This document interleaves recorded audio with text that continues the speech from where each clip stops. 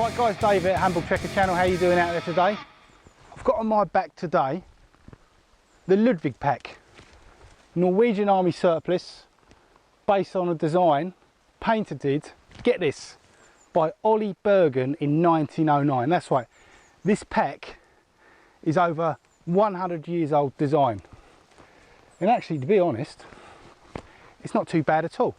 You may be wondering where you've seen this pack. And actually, if you're a big war film connoisseur like I am, you have seen it before. This is sometimes known as the Telemark pack.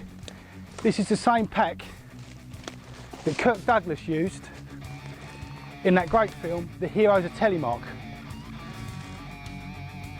When a bunch of Norwegians, maybe a couple of Brits in there too, they're parachuted into Norway and they take out a heavy water factory that the Nazis have been building there that developed the nuclear weapon.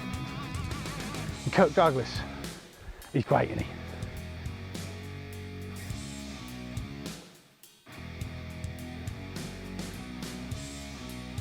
This has got to have the absolute top qualifications for the modern day bushcraft pack if you want to get out there and do it old school. This was literally patented in 1909, was used in the Norwegian army for decades and decades. This pack is surplus, and I've checked it out, there's at least 6 different names on it, I assume of the squaddies that have carried it, at least 6 different names. I don't know how it survived, maybe they've swapped out the straps over the years, but the frame for certainty is of course all original, otherwise there wouldn't be much left of it.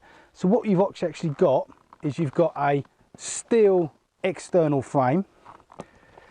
This you see is like a leather top straps, shoulder padding, and down here there's a canvas webbing support belt which goes against the back of the small of your back around your hips.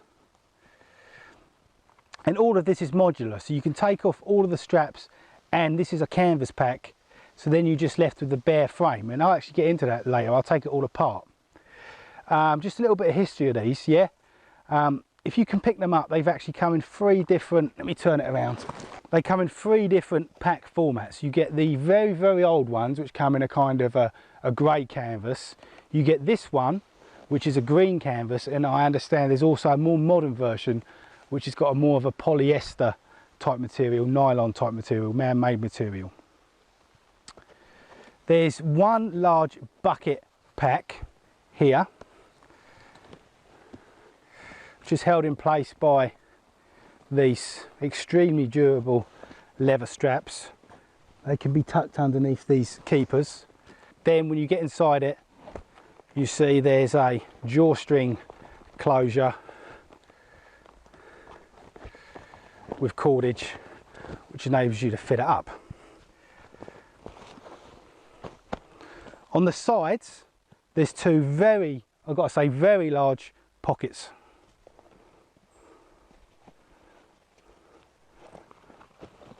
I've got the spare straps here which can be used for attaching stuff to the top, and you see this, it actually swallows this French Army water bottle, which is 2.5 litres inside there. So very generous side pockets. Also on the side you get this loop here, and what this loop is, this leather retainer, is for, originally it was designed primarily for skis.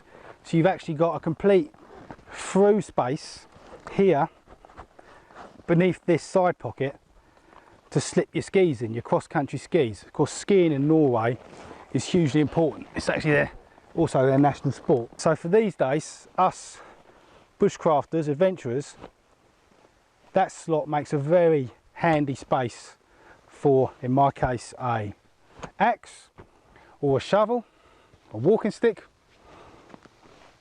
tent poles. Perfect.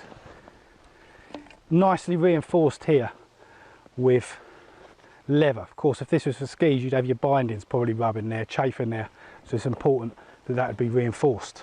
And this is quite unusual for a pack of this vintage, this generation. There's actually a zip compartment, goes the entire distance across and up, which you could put in small necessities, things you don't want to lose in the main pack. Maybe a map. And it flaps back over like this. Total size, I read online, somebody calculated it, this is actually a 50-litre pack. And that is a lot of capacity for a pack like this, which has only got shoulder straps and doesn't have any waist belt. I'll get into the comfort and the load bearing capability of this later in the video. This is a remarkably cool pack. I think it's probably the coolest pack I've got in terms of sweat developing on your back. The metal frame keeps the whole pack well away from your back, allowing lots of clear airflow through. One more part of the construction.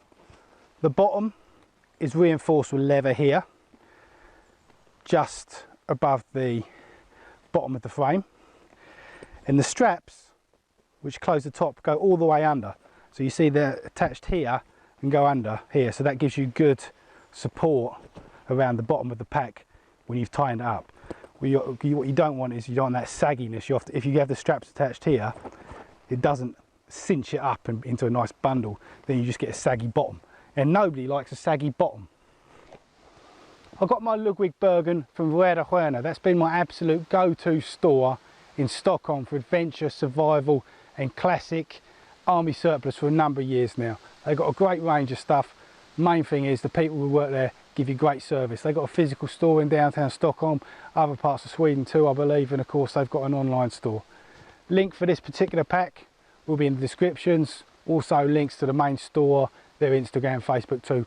Check them out. Great guys, great store. The additional straps attached to the top, they come with a steel clasp there, and they're very generous.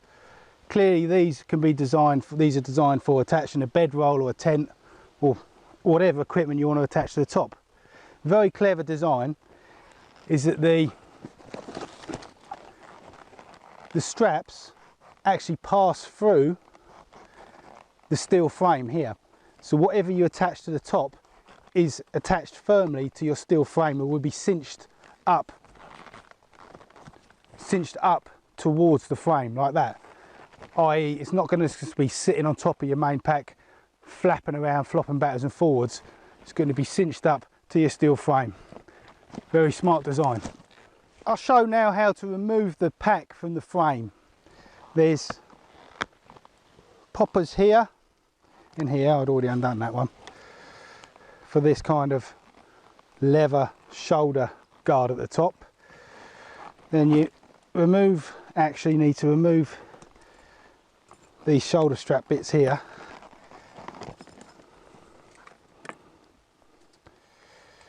This is going to take a bit more time. I'm actually going to have to remove these straps here and here too to get it completely free. It's very nice. They've actually made this back in the day. They designed it so it went very, very smoothly. Down the bottom here there are studs. This is easier to do when the pack's empty, but it can be done with it full.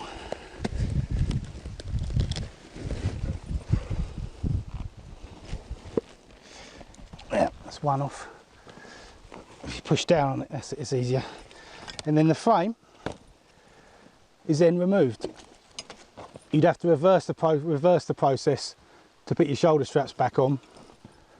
But what you've got is just a frame remaining, which you could use to attach firewood to, tie whatever you want to, if you don't actually want the pack. It's a great bit of classic kit, but is it practical in today's day and age?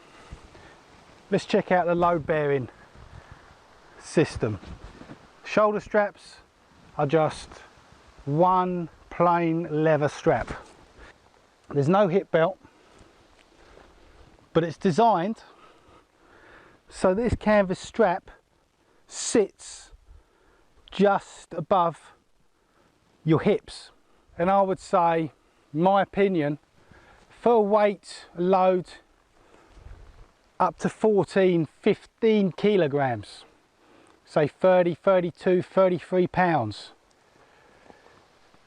this pack is quite comfortable enough. Surprising how that may sound. It may look like a little bit of medieval torture, but I've taken it on hikes road walks and cross country through woods,